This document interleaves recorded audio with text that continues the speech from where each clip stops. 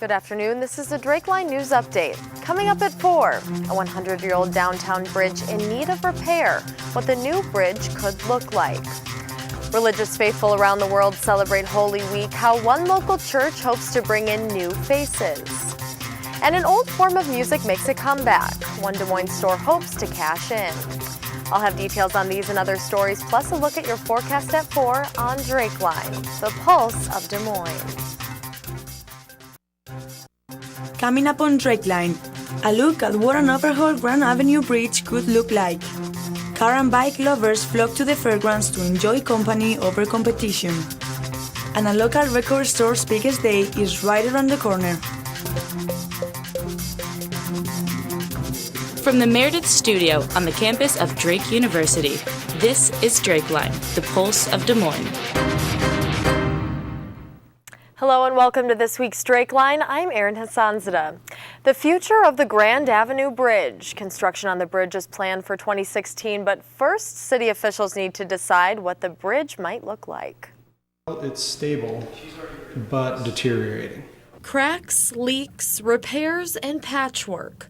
All things you'll see on the Grand Avenue Bridge if you look close enough. The bridge was repaired in 1967, but those repairs will only hold up for a couple more years. Now the cost of rehabbing the bridge has gotten so high that it makes a new bridge or a replacement bridge economically feasible. The Grand Avenue Bridge was built nearly 100 years ago, and the designs for the new bridge have pieces of the original. If you look at the architecture around Des Moines, around downtown, there's more than just bare bones architecture. The city is looking at several options, ranging from a bare bones $6 million bridge to a $32 million true arch bridge. There's also an $8 million option to do a basic bridge with architectural features that mimic familiar downtown landmarks. It was definitely productive just to get a pulse on what the city's thinking. The city will also consider which bridge will be the quickest to build and which bridge is best for floods. The city is applying for federal grants to help fund the bridge. The city council will choose a design on the 21st. Now to news from South Korea. Police and rescue workers search for survivors after a ferry boat crash yesterday. The boat, carrying mostly high school students, capsized off the southern tip of the country. Passengers said they heard a loud bang and the boat began to sink. Around 180 people were rescued before the boat turned belly up. That leaves nearly 300 passengers still missing. The ferry was sailing on a different route because of fog. Churches all over the world are celebrating Holy Week, and here in Des Moines, one local church invites people to pray in an unusual way. Through these doors at First Christian Church, people are celebrating Holy Week. The church is hosting events all week to bring people in to celebrate more than just Easter Sunday. Holy Week is the culmination of the time of Lent, and that, of course, is a time of reflection and a time of searching spiritually. Volunteers are hosting a prayer labyrinth inside the church's sanctuary. An exercise in slowing down. And my experience with walking the labyrinth is it's a time of meditation, it's a time of contemplation. Volunteers and ministers would like the labyrinth to become a regular service throughout the year. It helps deepen the prayer life of the congregation just by adding one more prayer element into our life together. Undergirds the foundation of everything we do. I'm Caitlin Snetkar. The prayer labyrinth will be open through Saturday. Legislators may have to stay at the State House longer than they originally planned, but their per diem may run out before they're done. The legislative session is scheduled to end in less than a week. But with a split legislature, it doesn't work that way. One estimate from the House. I'd say anywhere from 1 to 2 weeks. And from the Senate. I'm projecting we're going to be here for a while. Legislators can stay in session as long as they need, but the scheduled per diem ends April 22nd, and legislators are aware of that deadline. We're prepared to stay around, but it's pretty amazing how quickly people become agreeable when their pay stops. So typically when that Tuesday of next week hits, people start to become a little bit more agreeable. Many legislators have other jobs, farms, and families to return to. I live 229 miles from the parking lot at the Capitol to my driveway in Ochi. But hitting the deadline is more than just wanting to return home. Our constituents who are waiting to see, what the end of the session is going to be, both in terms of the funding for everything that happens in the state, under state government, but also in terms of policy. Constituents may have to wait just a little longer because some representatives, like Kaufman, have no set timeline. As long as we're getting things accomplished up here, I don't care how long we're up here. I'm Gwendolyn Baumgardner. The last session went over by 20 days. With the warmer weather arriving, people are making their way to events at the Iowa State Fairgrounds. Car and bike lovers gathered to show off their rides and visit with friends. The gathering on the grounds at the Iowa State Fairgrounds is not your typical car or bike event. There are no prizes or awards handed out. Attendees listen to music, dance, eat food, and drink beer while walking up and down the main street of the fairgrounds, enjoying the many old classic cars, new cars, and dozens of motorcycles. It's a nice day. You get to see other cars, other people. Philip Walsh of West Des Moines is a regular on the car show scene.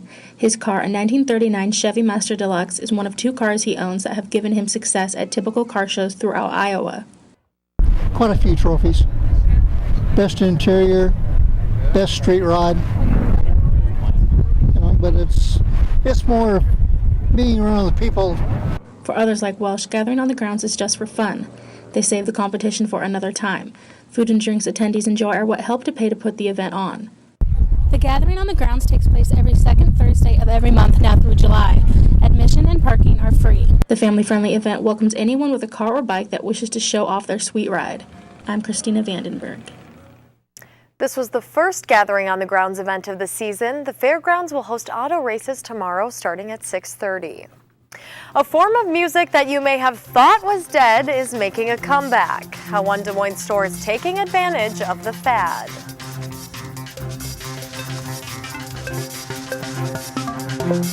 This is DrakeLINE with Erin Hassanzadeh.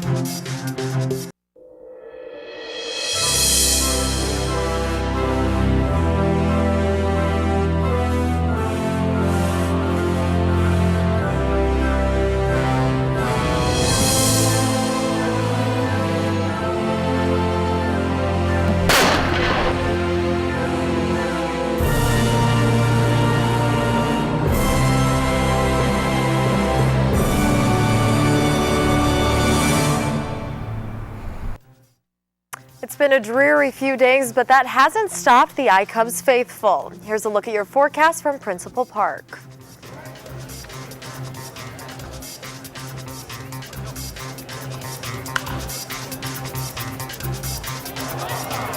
Now, you may think final records are a thing of the past, but Shelby Brink is live in the Media Lab to explain why this may not be the case. Shelby. That's right, Erin. National Record Store Day is an event that has spread even beyond the U.S. But here in Iowa, it's one local record store's day to shine. A form of music that was thought to have died in the 90s is making a comeback. ZZZ Records is an independent, locally owned record store. Since 2007, vinyl sales have only increased. People collect records for many different reasons. Some people like the cover art. They think that having a 12 by 12 canvas with a cool picture on it is kind of neat. Some people think that the sound is better than a CD, and in some ways it is. Scientifically, it's been shown that is the case. I think there's other reasons too, though. For National Record Store Day, ZZZ will have several hundred special releases. Many of these releases are very limited. Last year, we had some people lining up as early as 2 in the morning, waiting for certain things that they knew we might only have 1 or 2 copies of. It may seem like the internet is taking over the music industry, but for some people, there's something special about having that hard copy. But now I just really like the quality and just the feeling of turning the record over, I'm old enough that I remember a day pre-internet where we couldn't just download our favorite music online. So I think for my generation it is a little bit different because if we wanted to hear something, we had to get it off the radio and tape it, or we had to go to the store and buy it. It was a little bit different back then. But I think it's neat and very unexpected that we're getting so many young people who are getting into record collecting. 7 years ago, CD sales were 50% of ZZZ's sales. Since then, vinyls have increased to over 80%. Erin? Thanks, Shelby. National Record Store Day also features exclusive album releases only sold in vinyl shops. The weather's beginning to warm up, and people in Des Moines are volunteering to do some spring cleaning to help out the homeless. It's quiet. Almost serene.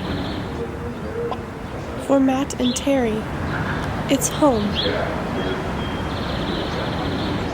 If we can just get you guys into a home, get you a job, you know, it's hard to even get a job when you're down here once you're on the river, it's hard to even get a job, you know, because you have no access to go to work, you have, you know, you don't have the means to clean up to go to work, you know. There's nothing downtown that's higher. You know, it's like, that exists. And you start feeling hopeless and helpless, you know. Joppa outreach volunteers, like Missy, help give people like Matt and Terry hope. Many people in the Des Moines community have gotten involved by volunteering for Joppa's 6th annual Homeless Camp Cleanup Days. Each year, volunteers assist the local homeless community in cleaning up existing and vacated camps. The goal is to restore former homeless camps to their natural state and help campers tidy up active camps. Active campers do their part to keep their areas clean, and in turn, Joppa helps by taking their trash to the dump. I hate to see them leaving all that stuff lay around like that, because they just ruin the restless campers and they tear up the place like that. Well, you know what? That's what we're here for. That's what we're here for. And you know what? If they didn't do that, guess what? We wouldn't have anything to do, and you guys wouldn't get to meet us. So. The cleanup is a huge undertaking, but it leaves a smile on everyone's face. Volunteers removed more than 250,000 pounds of junk during last year's cleanup. Most of us know blasting tunes through your headphones may lead to serious damage. So serious, it has audiologists worried. Whatever noise you're hearing in your ears, give your ears a rest. Seems logical, but hearing problems are increasing because people are not following that rule. It might sound like an old people issue, but things have changed. Audiologists are seeing a disorder in young people they didn't see before, hearing loss. And that's what we're seeing in the teenagers and young adults of today, coming out with ears of 80-year-old men back in 1950. But this has an easy explanation: personal sound systems, specifically earbuds. These kind of headphones are the reason why a lot of teenagers are suffering from hearing problems. Audiologists are worried because the rate is alarming. 1 in 5 American teenagers are affected by hearing impairments, and the consequences are important. Having more trouble separating speech and noise, orienting to the speech needed in different environments. As technology gets smaller and more discreet, we can wear it, you know, in our shirt pocket and hear and crank it up, because now they can also get deeper in the ear with the custom modes and the smaller earbuds. When using earbuds, the 60-60 rule says to keep the volume below 60% and limit the listening to under 60 minutes per day. However, audiologists warn. If you use headphones and you find that your ears are ringing when you take them out, ditch the music for at least 3 days and give your ears a rest. A needed rest to avoid permanent hearing loss. I'm Sara Campillo. May is Better Hearing and Speech Month. It raises awareness about communication disorders and treatments. Dean Charlie Edwards has announced his retirement late this afternoon at Drake University. Effective at the end of May, interim duties fall to Terry Vaughn. Early last week, the business school voluntarily withdrew its AACSB accreditation. Edwards is the dean of both the College of Business and Journalism School. Here's a look at today's closing market numbers.